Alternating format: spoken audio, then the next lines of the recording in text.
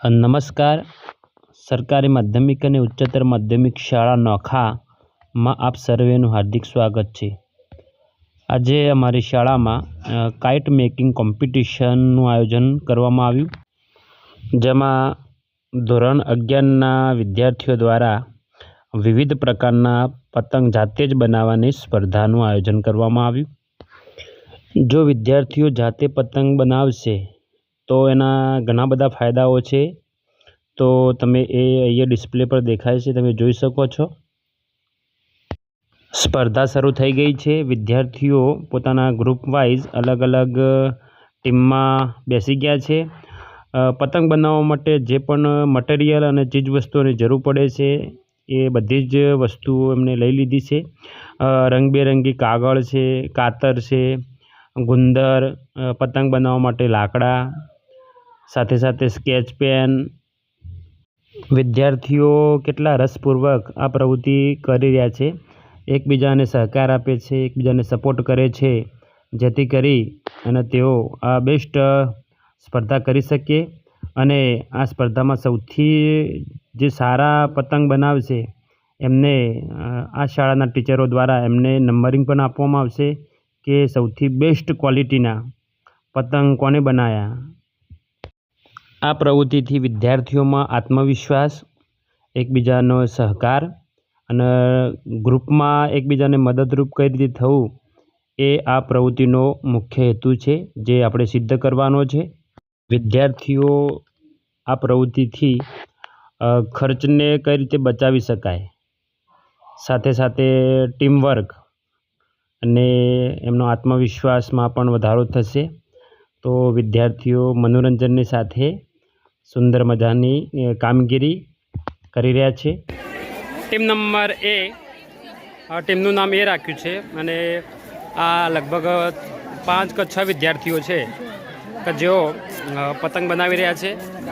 એકબીજાના સહયોગથી, એકબીજાના સપોર્ટથી સુંદર મજાના પતંગો બનાવી અને ઉત્તરાયણના દિવસે આ જ પતંગો એ લોકો ચગાવશે.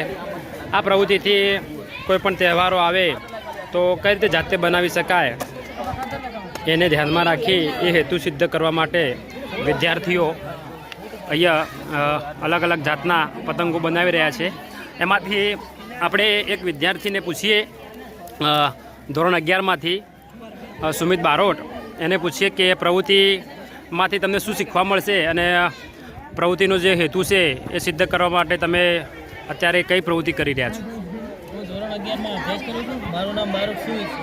આજે અમે અને અમારા મિત્રો બધાએ જાતે પતંગ બનાવવાની સ્પર્ધા કરી રહ્યા છીએ.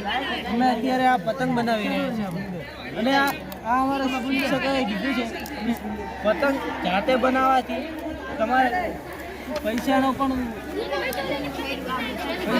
લાભ થાય છે અને તમારા જ્ઞાનમાં પણ વધારો થાય છે. અમારા શિક્ષકોએ અમને માર્ગદર્શન આપ્યું તે પ્રમાણે અત્યારે અમે પતંગ બનાવી રહ્યા છીએ.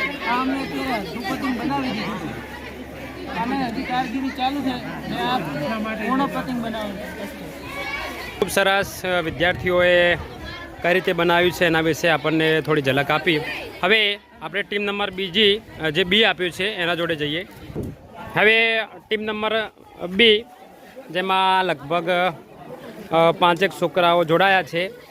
એમાંથી એનું નેતૃત્વ જે વિક્રમ છે એને લીધેલું છે. જો ઓલરેડી એમને એક પતંગ તો બનાવી દીધો છે, હવે બીજો પતંગ પણ બનાવી રહ્યા છે. તો આપણે વિદ્યાર્થીઓને પૂછીએ કે આ પતંગ જે જાતે પ્રવૃત્તિ કરી રહ્યા છે એમાંથી તમને શું શીખવા મળશે અને તમને આ પ્રવૃત્તિ કરવામાં કેવી મજા આવે છે. તો આપણે ધોરણ 11નો વિદ્યાર્થી વિક્રમ, એને પૂછીએ કે એના વિશે એના અનુભવો આપણને કહેશે. અમને પતંગ બનાવતા ખૂબ મજા આવે છે. અમે બધા જૂથમાં બનાવીએ એટલે તે સરળ કામ પણ થાય છે. અને આનાથી અમને એક ખબર પડે છે કે પતંગોને બનાવતા કેટલી વાર લાગે છે અને કેવું રહે છે. Good good. બીજા વિદ્યાર્થીઓને કંઈ કહેવું છે? હવે ટીમ નંબર સી, ત્રીજા નંબરની ટીમ, એ વિદ્યાર્થીઓ પણ પોતાની કામગીરી સરસ મજાની કરી રહ્યા છે. જો લગભગ 6 કે 7 છોકરાઓ આ ટીમમાં છે અને એ બધા જાતે પ્રવૃત્તિ કરી રહ્યા છે. એમાં આપણે એક વિદ્યાર્થીને પૂછીએ કે આ અનુભવ કેવો રહ્યો. એમાંથી આપણે ધોરણ 11નો એક વિદ્યાર્થી જનક, એને પૂછીએ કે આ પ્રવૃત્તિ બનાવવાની કેવી મજા આવે છે અને પ્રવૃત્તિ કરી રહ્યા કેવો આનંદ લઈ રહ્યા છે. જનક, આપણે આ પ્રવૃત્તિ બનાવવામાં ખૂબ જ મજા આવી. અમારા સાહેબે ધોરણમાં કીધું હતું કે આપણે એક સ્પર્ધા રાખવાની છે. જે પતંગ સારા અને વધારે બનાવશે તેમને આપણે નંબર આપીશું 1 થી 3. એટલે આપણે આમાં ટેલેન્ટમાં વધારો થાય છે અને પૈસાની બચત પણ થાય છે. ગુડ ગુડ ગુડ, ખૂબ સરસ. ચાલો હવે જો ટીમ નંબર ડીના વિદ્યાર્થીઓ ખુલ્લા મેદાનમાં જે પતંગ હતા એ પતંગ બનાવી રહ્યા છે. સરસ મજાની પ્રવૃત્તિ. જો લગભગ 5 થી 6 છોકરાઓ આ પ્રવૃત્તિમાં જોડાયા છે. હવે એક તો લગભગ જો આ પતંગ એમને બનાવી દીધો સરસ મજાનો. હવે જોઈએ કે ઉત્તરાયણના દિવસે આ પતંગ કેવો ઉડે છે. ચલો હવે વિદ્યાર્થીઓને આપણે થોડા પૂછીએ કે આ પ્રવૃત્તિમાં એમને કેવી મજા આવી અને આ પ્રવૃત્તિ કરવાથી અમને શું શીખવા મળશે. તો આપણે એક ધોરણ 11નો વિદ્યાર્થી વિક્રમ કાંતિ, એને પૂછીએ કે આ પ્રવૃત્તિમાં કેવી મજા આવીને આનાથી શું ફાયદો થશે. અમને ખૂબ મજા આવી આ પતંગ બનાવવાથી. અને આ પતંગ અમે બનાવી રહ્યા છીએ બધા ભાઈબંધો સાથે. અને ઉત્તરાયણમાં આ છકાવીને ચેક કરીશું. બસ આ પ્રવૃત્તિમાંથી તમને શું શીખવા મળશે. પતંગ બનાવવાનું. પતંગ બનાવવાનું. આનાથી ફાયદો શું થશે. બસ ફાયદો એ જ થશે કે પતંગ લાવવાથી અને આથી બનાવવાથી અલગ જ ફાયદો. Okay, very good. કર્યું. ચલો હવે આગળની ટીમ નંબર એ વિદ્યાર્થીઓમાં છોકરીઓ છે. લગભગ 6-7 છોકરીઓ અહીંયા પોતાની ટીમ સાથે પતંગ બનાવી રહી છે. એમાં જો લગભગ ઓલરેડી પતંગ બની પણ ગયો છે. તો આ પ્રવૃત્તિ કરવાથી એમને શું શીખવા મળ્યું અને આ પ્રવૃત્તિનો લાભ શું થશે એમાંથી આપણે ગમે તે વિદ્યાર્થીને પૂછીએ. તો અહીંયા આપણે ધોરણ 11ની વિદ્યાર્થી ઇન્દિરા છે, એને પૂછીએ કે આ પ્રવૃત્તિથી એને શું ફાયદો થવાનો છે અને પ્રવૃત્તિથી એ શું શીખ્યા. તો ઇન્દિરા એનો જવાબ આપશે. આમાં અમને બહુ મજા આવેલી છે અને અમે પતંગ બનાવતા શીખીએ છીએ અને આગળ પ્રવૃત્તિ કરીએ છીએ. બીજા વિદ્યાર્થીઓ કોઈને? કિરણ? અમને બહુ બધું શીખવા મળે છે. એમાંથી પતંગ બનાવવાની બહુ મજા આવે છે અને ઉત્તરાયણ પર અમે ઘરે પતંગ બનાવીને પણ ચકાવી શકીએ છીએ. એનાથી શું ફાયદો થશે કે આત્મનિર્ભર રહેવાય. જાતે કઈ રીતે કોઈ પણ વસ્તુ બનાવી અને તમે ખર્ચો પણ બચાવી શકો ને. તો આ પ્રવૃત્તિ પાછળનો મુખ્ય હેતુ એ જ. Good luck. તમે સારી પ્રવૃત્તિ કરો અને નંબર લાવવાનો પ્રયત્ન કરો. જે ટીમો છે એમને આપણે પૂછ્યું. હવે એક છેલ્લી લાસ્ટ ટીમ છે. તો ટીમ નંબર F, એમાં લગભગ 5 જેવી વિદ્યાર્થીનીઓ છે કે જે સાથે પતંગ બનાવવાની પ્રવૃત્તિ કરી રહ્યા છે. તો એમનો પણ આપણે અનુભવ લઈએ કે આ પ્રવૃત્તિથી એમને કેવી મજા આવે છે અને આ પ્રવૃત્તિથી શું લાભ થાય અને આ પ્રવૃત્તિથી એ શું શીખ્યા. તો આપણે એક વિદ્યાર્થી છે રવિના, એને પૂછીએ. તો અમને અમારા વર્ગ શિક્ષકે અમારા ક્લાસ પૂરતો પતંગ બનાવવાની સ્પર્ધા રાખી છે. જેમાં જે સારા પતંગ બનાવે તેમાં નંબર પણ આપવાના છે. અમને પતંગ બનાવવાની ખૂબ જ ઈચ્છા હતી એટલે સાહેબે સ્પર્ધા રાખી. ખૂબ સરસ. હવે બધા ટીમોને આપણે પૂછી લીધું છે.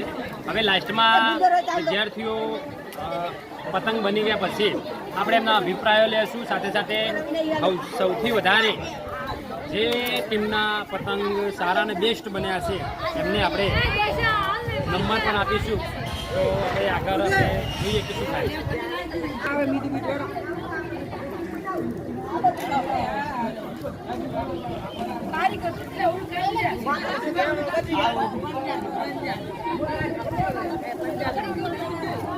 મિત્રો તમે જોઈ શકો છો કે રામા ધણીવાળું પણ પતંગ બની રહ્યું છે.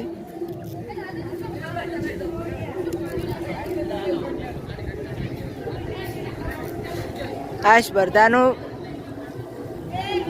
સ્પર્ધા અમારે આ સાહેબે રખાઈ હતી.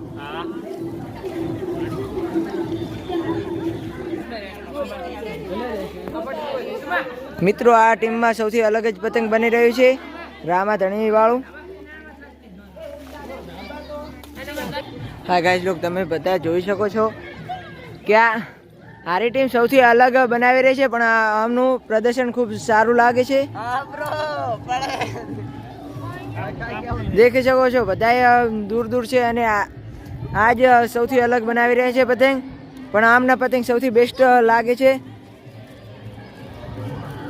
પતંગ બનાવવાની જે કામગીરી છે એ પૂર્ણ થઈ ગઈ છે અને વિદ્યાર્થીઓએ પોતાના પતંગ બની ગયા છે. તો એક ગ્રુપે તો અહીંયા પોતાના પતંગ બનાવી દીધા છે રંગબેરંગી. આ પતંગ જોતાં એવું લાગશે કે તમે કદાચ બજારમાંથી ખરીદીને લાવ્યા હોય એ પ્રકારની સુંદર મજાની ડિઝાઇન, રંગબેરંગી ચળકતા પતંગ. અહીંયા કેટલાક વિદ્યાર્થીઓએ પતંગમાં નામ પણ લખ્યું છે. તો એમને આજે ખૂબ આનંદ થતો હશે કે એમને જાતે પતંગ બનાવ્યા. તો અલગ અલગ ગ્રુપના પતંગો બની ગયા છે. એમાં છોકરાઓ અને છોકરીઓ બંને જોડાયા હતા. જો આટલા બધા પતંગો આ વિદ્યાર્થીઓ દ્વારા બનાવવામાં આવ્યા છે. હવે આપણે આગળ વર્ગમાં જઈ અને એના નંબરિંગ આપીશું. વર્ગમાં શાળાના આચાર્યની સાથે સ્ટાફ મિત્રો પણ વિદ્યાર્થીઓ દ્વારા બનાવેલા પતંગનું ચકાસણી કરી રહ્યા છે અને ત્યારબાદ જ એનું નંબરિંગ થશે. અલગ અલગ ગ્રુપ વાઇઝ વિદ્યાર્થીઓને ઊભા કરી અને તેમના દ્વારા બનાવેલા પતંગોનું ચકાસણી આચાર્ય સાહેબશ્રી અને સ્ટાફ દ્વારા થઈ રહ્યું છે. તો હવે આપણે નંબરિંગ થઈ ગયું છે તો જોઈએ.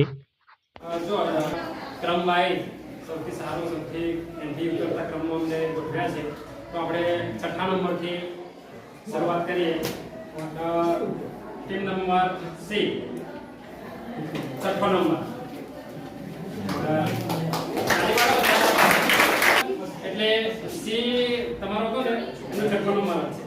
પછી 5મો નંબર એફ. કઈ એફ કોનો છે? તમારો 5મો નંબર. ઈ કોનો છે? 4થો નંબર. ડી.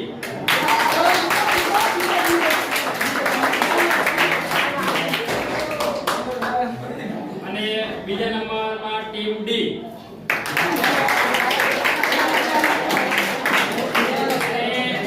પહેલા નંબર માટે ટીમ એ.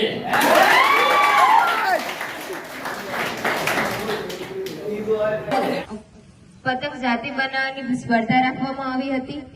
તેમાં મને ખૂબ મજા આવી અને પતંગ જાતે બનાવવાના કેટલાક મહત્વના ફાયદા વિશે હું આપણે થોડે ચર્ચા કરવા માંગુ છું. તો આપ સૌ શાંતિથી. આપણે પતંગ જાતે બનાવવાથી સર્જનાત્મકતા વધે છે. જાતે પતંગ બનાવવાની નવી ડિઝાઇન, રંગો અને આકાર વિશે વિચારવાની તક મળે છે. કાગળ કાપવું, ચાંપવું, દોર બાંધવું જેવી પ્રવૃત્તિઓથી હાથની કળા સુધરે છે. તૈયાર પતંગ ખરીદવા કરતા જાતે બનાવેલો પતંગ સસ્તો પડે છે અને આપણો ખર્ચ પણ બચે છે. પોતે બનાવેલો પતંગ ઉડતો જોવાથી આત્મસંતોષ અને આત્મવિશ્વાસ વધે છે. રિસાયકલ કાગળ કે પર્યાવરણ મિત્ર સામગ્રીનો ઉપયોગ કરવાની સમજ વધે છે. આપણા સમયનો પણ બચત થાય છે. ફુરસદનો સમય રચનાત્મક અને આનંદદાયક રીતે વીતે છે. પરંપરા અને સંસ્કૃતિ સાથે જોડાણ વિશે આપણે વાત કરીએ તો ઉત્તરાયણ જેવી પરંપરાઓનું મહત્વ વધારે સારી રીતે સમજી શકાય છે.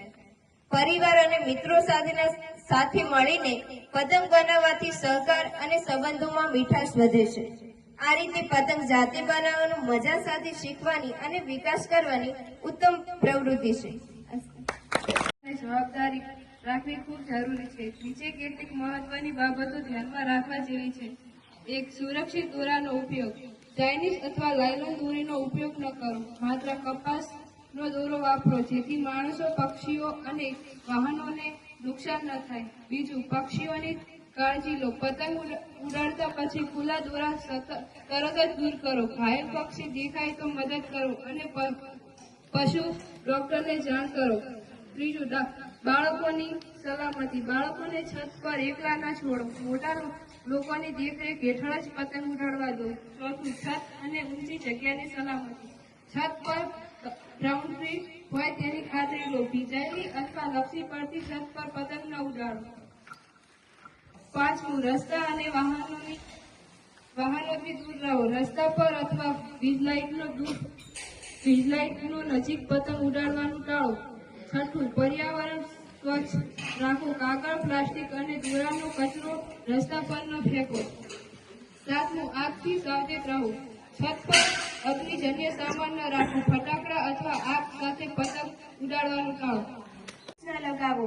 બાઇક, સ્કૂટર પર ડ્રાઇવિંગ કરતી વખતે બધાને હેલ્મેટનો ઉપયોગ કરવા કહો. કોઈ ચાઇનીઝ દોરી વાપરતું હોય તો ચોક્કસ પોલીસને જાણ કરો અને બધાને સમજાવો કે જાગૃત સમાજ સુરક્ષિત સમાજ. દોરી ફરીથી કોઈના હાથમાં ન જાય અને કોઈનો જીવ જોખમમાં ન આવે. વ્હીલર ચાલકો માટે. 2, પક્ષીઓનું મૃત્યુ. ઉડતા પક્ષીઓને પંખા કે ગળામાં દોરી ફસાઈ જવાથી તેઓ ઘાયલ થાય છે અથવા મરી જાય છે. વેચાણ કરનાર પર દંડ અને લાયસન્સ રદ. સ્કૂલ કોલેજમાં જાગૃતિ કાર્યક્રમ. હેલ્પલાઇન પર સીધી ફરિયાદની વ્યવસ્થા. નિયમ ઉલ્લંઘન થાય તો કડક સજા. કાયદો સખત તો જીવ બચશે. ચાઇનીઝ દોરી કેમ ખતરનાક છે? તેનાથી ગળું કપાઈ જાય છે, રક્તસ્રાવથી મોત, પંખીઓના જીવ જાય છે, વાહન ચાલકો અકસ્માતમાં ફસાઈ જાય છે, વિસ્તાર અને વૃક્ષોને નુકસાન.